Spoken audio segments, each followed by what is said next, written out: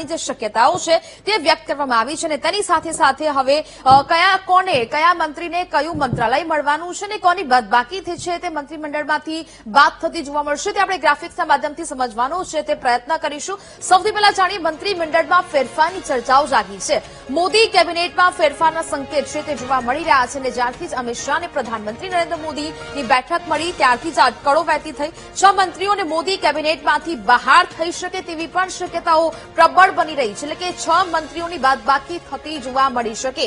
9 નવા એવા ચહેરાઓ છે કે જે આ મંત્રીમંડળમાં સામેલ થવાના છે, કેબિનેટમાં સામેલ થવાના છે એટલે કે અટકળો પણ તેજ બની છે। 9 નવા ચહેરાઓ કોણ હશે તેના વિશે પણ વિગતે વાત કરીશું।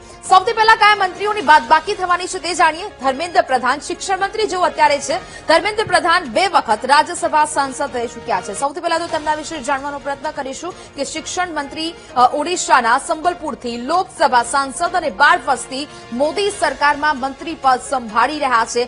અત્યારે તેઓ શિક્ષણ મંત્રીની જવાબદારી નિભાવી રહ્યા છે। જુલાઈ 2021 થી તેઓ શિક્ષણ મંત્રી છે અને અત્યારે એટલે કે 2026 સુધી પણ તેમનો આ કાર્યકાળ છે તે ચાલી રહ્યો છે। ધર્મેન્દ્ર પ્રધાન હવે કેમ તેમને હટાવવામાં આવી શકે તે પણ વાત કરીએ। ધર્મેન્દ્ર પ્રધાન શિક્ષણ મંત્રી રહેતા 5 એવી મોટી બેદરકારીઓ છે તે જોવા મળી છે અને જેને લઈને અનેક વખત વિરોધ પણ થયા છે। 2026માં નીટ પેપર જે લીક થયું તે મોટી ગંભીર અને બેદરકારીપૂર્વક બાબત માનવામાં આવી રહી છે। સીબીએસઈ બોર્ડની કોપી ચેકિંગમાં પણ ગડબડીની જે સમગ્ર વાત સામે આવી હતી, આક્ષેપો કરવામાં આવ્યા હતા ત્યારથી પણ તેઓ ચર્ચામાં છે। યુજીસી ઇક્વિટી જે ગાઈડલાઇન્સ છે તેમાં પણ જે ફેરફારો છે તે કરવામાં આવ્યા હતા તેને લઈને પણ તેઓ ચર્ચામાં છે। 2024માં યુજીસી નીટ પેપર જે લીક થયું હતું તેને લઈને પણ તેમના પર એક દાગ છે તે જોવા મળ્યો છે।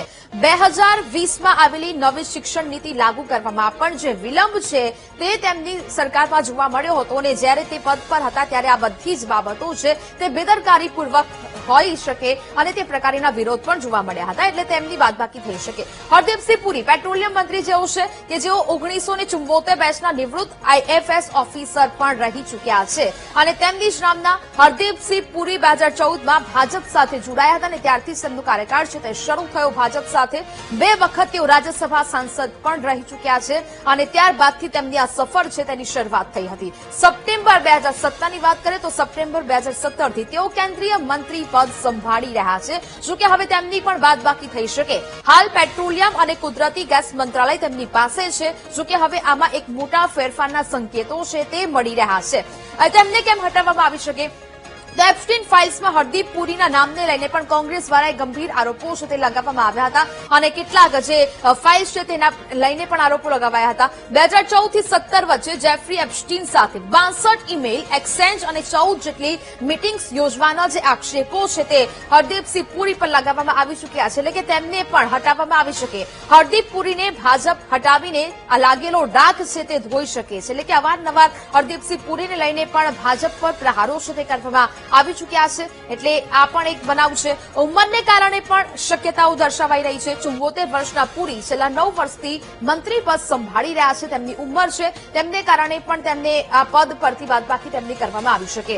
રવનીશ બિટ્ટુ જે અત્યારે રેલ રાજ્યમંત્રી છે, પંજાબના પૂર્વ સીએમ બેઅંતસિંહના પુત્ર રવનીશ બિટ્ટુ છે ને જેઓ હાલ રેલ રાજ્યમંત્રી તરીકે પોતાની ફરજ બજાવી રહ્યા છે। કોંગ્રેસમાં 3 વખત તેઓ લોકસભાના સાંસદ તરીકેની પણ ફરજ બજાવી ચૂક્યા છે પણ હવે એ સંકેત જોવા મળી રહ્યા છે કે હવે તેમની બાદબાકી પણ આ મંત્રીમંડળમાંથી થઈ શકે। માર્ચ 2024માં ભાજપ સાથે જોડાયા અને ત્યારબાદ તેઓ રાજ્યમંત્રી છે તે બન્યા હતા। 2024થી ભાજપ સાથેની તેમની સફર છે તેની શરૂઆત થઈ। ઓગસ્ટ 2024માં રાજસ્થાનથી તેઓ રાજ્યસભા સુધી પહોંચ્યા હતા અને ત્યારબાદ તેમનો કાર્યકાળ છે તે શરૂ થયો હતો। હવે તેમને કેમ હટાવવામાં આવી શકે તેની પણ વાતચીત કરીએ।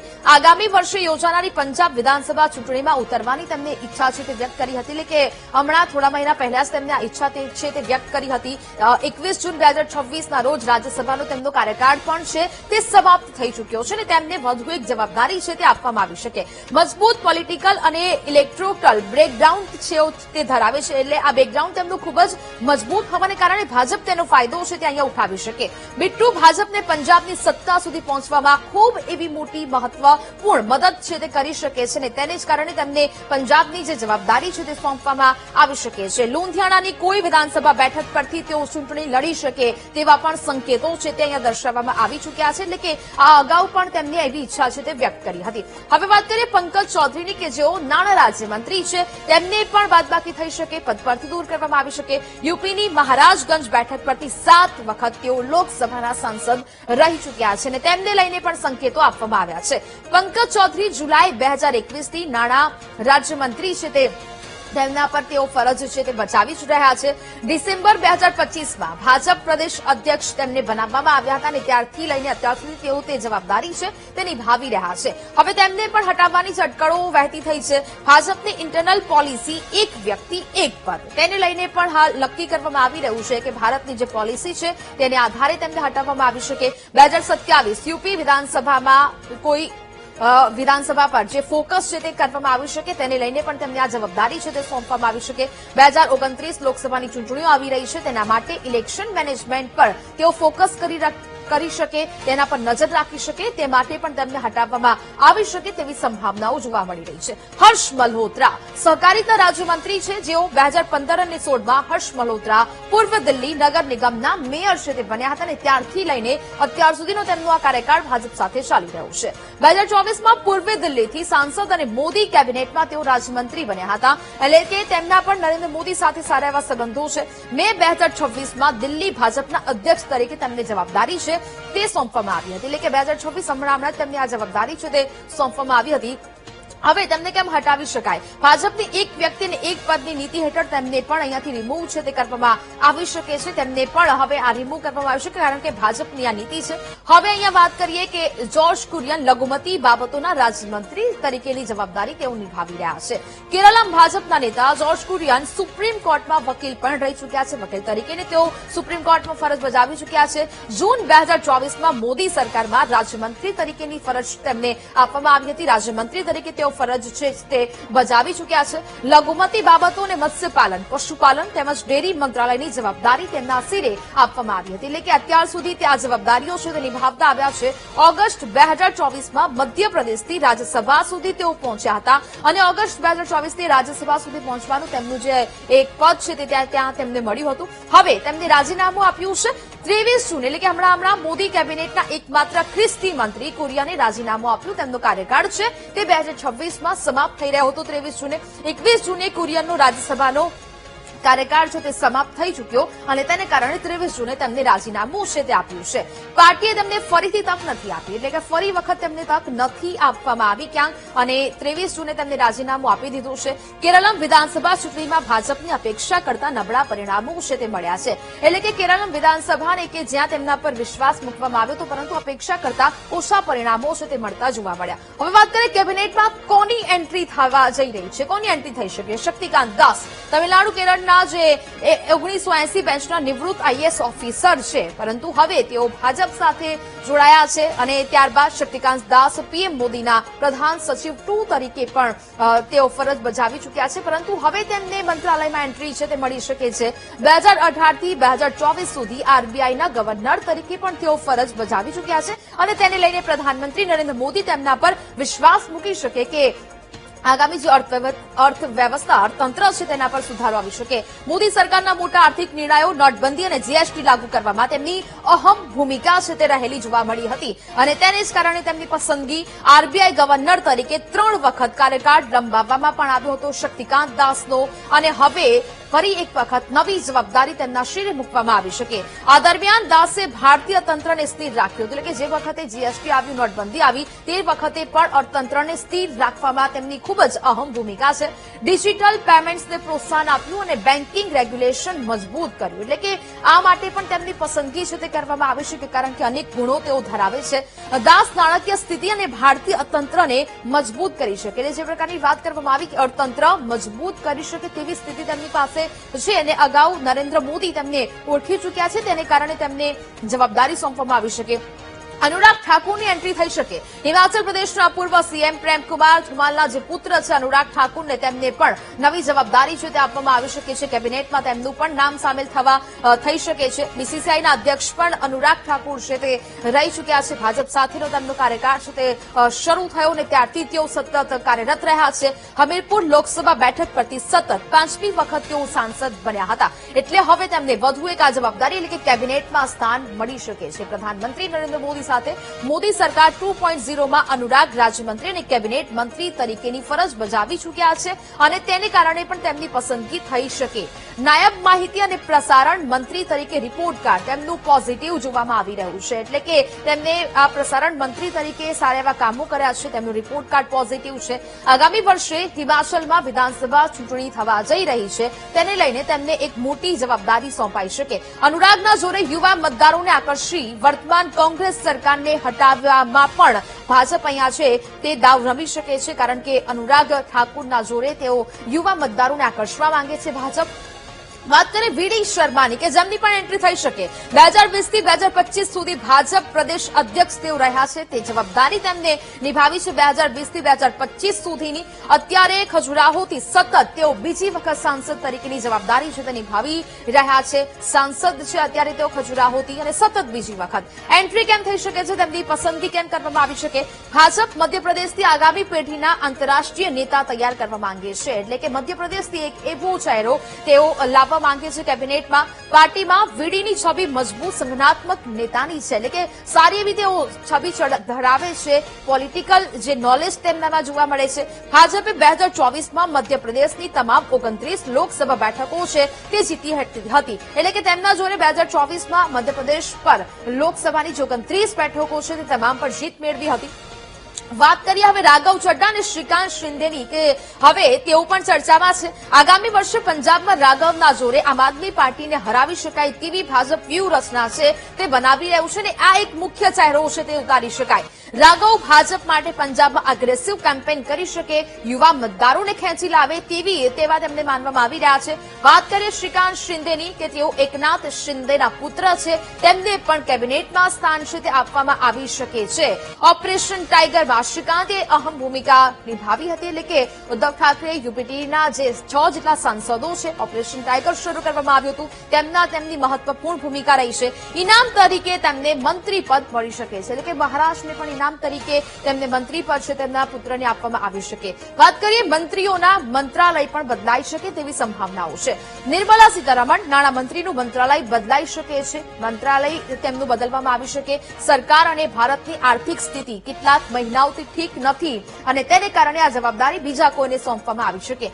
નિર્મલાની જગ્યાએ આરબીઆઈ ગવર્નર રહેલા શક્તિકાંત દાસને લાવી શકવાની પણ એક સંભાવનાઓ છે તે જોવા મળી રહી છે। નિર્મલાને શિક્ષણ મંત્રાલય મળી શકે છે, એટલે કે નિર્મલા સીતારમણને શિક્ષણ મંત્રાલયની જવાબદારી છે તે સોંપવામાં આવી શકે, એટલે કે આ મહત્વપૂર્ણ ફેરફારો। જ્યોતિરાદિત્ય સિંધિયા પૂર્વોત્તર ક્ષેત્ર વિકાસ મંત્રી તરીકે પણ તેમનું જે મંત્રાલય છે તે બદલવામાં આવી શકે। સિંધિયા હાઈ પરફોર્મિંગ અને ડિલિવર કરનારા નેતા તરીકે સાબિત થયા છે, તેમને કારણે તેમને એક હાઈ લેવલનું જે મંત્રાલય છે તે પણ સોંપવામાં આવી શકે, એટલે કે રેલ વાણિજ્ય ઉદ્યોગ જેવું કોઈ મહત્વપૂર્ણ મંત્રાલય છે તે તેમને સોંપવામાં આવી શકે તેવી પણ અટકળો છે તે અત્યારે તેજ બની છે। એટલે કે હવે મંત્રાલયમાં આ પ્રકારના ફેરફારો છે, આ બદલાવો છે તે અહીંયા જોતા મળી શક્યા છે। ખાસ કરીને અત્યારે જે પણ પ્રકારના આ 9 મંત્રીઓ છે તેમને નવા એન્ટ્રી છે તે મળવાની છે, સાથે સાથે કેટલાક 6 જેવા એવા મંત્રીઓ છે કે જેમની બાદબાકી છે તે થતી જોવા મળી શકે છે। એટલે કે આ બધી જ અટકળો છે તે અત્યારે જોર પકડી રહી છે, ચર્ચાઓ છે તે જોવા મળી રહી છે। હવે આગળ વાત કરીએ સમાચારોમાં મોરબીના જેતપરમાં ચાલી રહેલા ખેડૂતોના આંદોલનને વ્યાપક સમર્થન મળ્યું છે। હવે અમરણ 24 વિસ્તારના ખેડૂતોએ પણ તેમને સમર્થન આપ્યું। અમરણ 24 વિસ્તારમાંથી 100 ટ્રેક્ટર સાથે ખેડૂતો જેતપર પહોંચ્યા। ટ્રેક્ટર રેલી યોજીને ઉપવાસ પર બેઠેલા ખેડૂતોએ સમર્થન જારી કર્યું છે। વીજ કંપનીની મનમાની સામે અડીખમ ખેડૂતોના આંદોલનને લોકોનું સમર્થન મળી રહ્યું છે। તો ટ્રેક્ટર રેલી યોજીને સમર્થન આપવામાં આવ્યું। જેતપરમાં ચાલી રહેલા ખેડૂતોના આંદોલનને વ્યાપક સમર્થન મળી રહ્યું છે। હવે આમરણ 24 વિસ્તારના ખેડૂતોએ સમર્થન છે તે આપ્યું છે। ખેડૂત આંદોલનને સમર્થન છે તે એક બાદ એક મળી રહ્યું છે। આમરણ 24 વિસ્તારના ખેડૂતો પણ તેમની સમર્થન આપવા માટે પહોંચ્યા છે। વિસ્તારમાંથી 100 જેટલા ટ્રેક્ટર સાથે ખેડૂતો જેતપર પહોંચ્યા છે। ટ્રેક્ટર રેલી યોજીને ઉપવાસ પર બેઠેલા ખેડૂતોએ સમર્થન જાહેર કર્યું. વીજ કંપની જે પ્રકારેની મનમાની કરી રહી છે તેની સામે હવે ખેડૂતો અડીખમ ઉભા છે. સંવાદદાતા દેવ ફોન લાઈન પર જોડાયા છે. દેવ, જેતપરમાં જે ખેડૂતોનું આંદોલન ચાલી રહ્યું છે, હવે આમરાણ 24 વિસ્તારના ખેડૂતોએ પણ સમર્થન આપ્યું છે. શું વિગત? ચોક્કસથી મોરબીમાં જેતપર ગામે છેલ્લા 12 દિવસથી ખેડૂતો આમરણ ઉપવાસ ઉપર બેઠા છે. ત્યારે વિવિધ જગ્યાએથી તેમને જે સમર્થન મળતું હોય છે, ત્યારે આમરણ 24 ગામના જે ખેડૂતો છે ટ્રેક્ટર રેલી યોજીને તેમને સમર્થન આપ્યું હતું. હાલ છેલ્લા ઘણા દિવસોથી છે એ ખેડૂતો આમરણ ઉપવાસ ઉપર બેઠા છે, પોતાની માંગણીને અડગ છે. સરકાર તેમના પ્રતિનિધિઓ મોકલી રહી છે, પણ આજે આંદોલન છે તેનું હજી સમાધાન આવતું નથી. એટલે હાલ ક્યાંક ને ક્યાંક જોઈએ તો ખેડૂત અને સરકાર વચ્ચે અસમંજસતા હોય, જેના કારણે આ આંદોલનનું સમાધાન આવતું નથી. જી બિલકુલ, જાણકારી બદલ આભાર.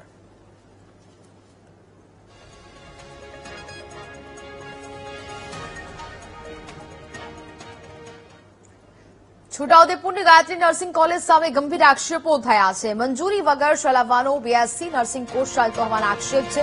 વિવિધ પ્રશ્ને વિદ્યાર્થીનીઓ રેલી સ્વરૂપે આદિજાતિ કચેરીએ પહોંચ્યા. આદિવાસી અને ફ્રેન્ડશીપ કાર્ડ ધારક વિદ્યાર્થીનીઓના આર્થિક શોષણનો આક્ષેપ છે. સ્કોલરશીપ મોડી આવતા રોજના ₹100 પેનલ્ટી વસૂલવામાં આવતી હોવાનો પણ આરોપ લગાવાયો છે. વધારાની ફી સામે અવાજ ઉઠાવનાર વિદ્યાર્થીનીઓને પણ નાપાસ કરવાની ધમકીઓના આક્ષેપ છે. ગાયત્રી કોલેજમાં એડમિશન હોવા છતાં વિદ્યાર્થીઓને પરીક્ષા માટે વડોદરા જવું પડી રહ્યું છે. વડોદરાના કાયાવરોહણની લક્ષ્મીનારાયણ કોલેજમાં પરીક્ષા આપવા જવાની ફરજ પડી. વિદ્યાર્થીનીઓના ઓરિજિનલ ડોક્યુમેન્ટ લીધા બાદ કોલેજ પ્રશાસન પરત ના આપતો હોવાનો પણ આક્ષેપ છે. છેલ્લા 2 વર્ષથી વિદ્યાર્થીઓને શિષ્યવૃત્તિ પણ મળી ન હોવાની રજૂઆત છે. કોલેજના કર્મચારી સંજયકુમાર વસાવાએ પોલીસમાં ફરિયાદ નોંધાવી છે. એડમિશન લીધું હતું અહીંયા મા ગાયત્રી કોલેજ ઓફ નર્સિંગમાં, પણ અમારા નામ ત્યાં લક્ષ્મીનારાયણ કાયાવરણમાં નાખી દીધા છે. અને અમે અભ્યાસ અહીંયા મા ગાયત્રીમાં કરીએ છીએ. અને અમારે એક્ઝામ આવે, ઇન્ટરનલ એક્ઝામ આવે ત્યારે અમે લક્ષ્મીનારાયણમાં આપવા જઈએ છીએ. અને ત્યાં અમે જઈએ ને તો 4 દિવસ એમ રોકાઈએ ને તો અમે હોસ્ટેલમાં રહેવાના મારા અલગથી પૈસા રહી છે ત્યાં રહેવાના. અને ફૂડ બિલ આવે ને એ અમે જમે કરાવી દઈએ છીએ, તો પણ અમારા અલગથી પૈસા રહી છે ત્યાં રહેવાના. અમે જ્યારે એડમિશન લીધું હતું ત્યારે અમને એવું કીધું હતું કે તમારે ફર્સ્ટ યરના 25,000 ભરવામાં આવશે, એમાં યુનિફોર્મ, બુક્સ, પોસ્ટિંગ એવું બધું જ એમાં આવી જશે એવું. અને જ્યારે અમે સેકન્ડ યરમાં આવ્યા ત્યારે એવું કે તમારે સેકન્ડ યરમાં બી ભરવાના આવશે એમ. અને જ્યારે એડમિશન લીધું હતું ત્યારે એવું કીધું હતું કે તમારે ખાલી 1 જ વર્ષના ભરવાના આવશે, બીજા વર્ષના ભરવાના નહીં આવે એમ. તો અમારે બીજા વર્ષમાં અમારે યુનિફોર્મ બી નહીં લેવાના આવતા, બુક્સ બી નહીં લેવાની આવતી, કશું નહીં, ખાલી પોસ્ટિંગ એટલી જ કરવાની આવે. તો એના 5,000 ભરવાના આવે, તો બી અમારી જોડે 25,000 પૂરેપૂરા માંગે છે. વ્યવસ્થા તો કશું નથી, પૂરતી ફેકલ્ટી બી નથી, કઈ પાણીની સુવિધા બી નથી. ડોક્યુમેન્ટ લઈ લેવામાં આવે છે અને જ્યાં સુધી અમે ફી નહીં ભરીએ ત્યાં સુધી અમે ડોક્યુમેન્ટ નહીં આપતા કોલેજમાં. Maa Gayatri college of nursing Chhota Udepur. અમારી રજૂઆત એ છે કે જે ખોટી રીતના તમે ફી લો છો, ઇનલીગલી રીતના એ તમે ફી ના લેશો ને. જે હવે અમે હોસ્ટેલ વાળાની 35,000 ફી છે ને પેલી જે ફૂડ બિલ આવે છે એવી રીતના 45,000 થાય છે. તો અમારી જોડે લો તમે, પણ અપડાઉન વાળા જોડે ઇનલીગલી રીતના ફૂડ બિલ કેમ લો છો? એમને હોસ્ટેલમાં બતાવીને ફૂડ બિલ ના લેશો, એવું એ તમારી રજૂઆત છે. જેના ડોક્યુમેન્ટ નિયમ અનુસાર પૂરતા હોય છે એમને શિષ્યવૃત્તિ ચૂકવવામાં આવેલી છે. બાકી પૂરતા ડોક્યુમેન્ટ માટે વિદ્યાર્થીઓને ઓનલાઈન પોર્ટલ પર પૂરતા નિવેદન મળે કાર્યવાહી કરવામાં નિયમ અનુસારની કાર્યવાહી કરવામાં આવશે. વિદ્યાર્થીઓની લેખિત રજૂઆત અત્યાર સુધી મળેલ નથી, મળેથી તમામ પગલાં લેવામાં આવશે અને વિદ્યાર્થીઓને પૂરતો ન્યાય આપવાના પ્રયત્નો કરવામાં આવશે. છોટાઉદેપુરના કુકરદા ગામે એમજીવીસીએલની બેદરકારીએ એકનો જીવ લીધો છે. જ્યાં વાંસ કાપતા ખેડૂતનું વીજ કરંટને કારણે મોત નીપજ્યું. વાંસ કાપવા સમયે ખામજીભાઈ નામના ખેડૂતને કરંટ લાગ્યો હતો. ઘટના સ્થળે ખેડૂતનું મોત થતા સ્થાનિકોમાં રોષ છે. તાત્કાલિક જોખમી વીજ લાઇનનું સમારકામ કરવાની સ્થાનિકોએ માંગ કરી છે.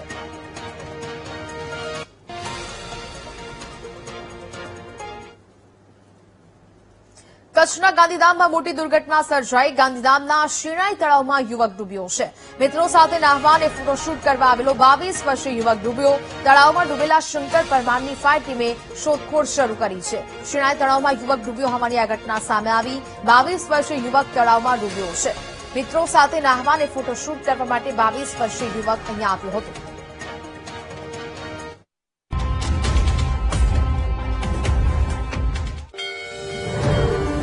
મજબૂત પાયો, ઉજ્જવળ ભવિષ્ય. નિપુણ ગુજરાત અભિયાન સાથે શિક્ષણમાં નવી ઉડાન.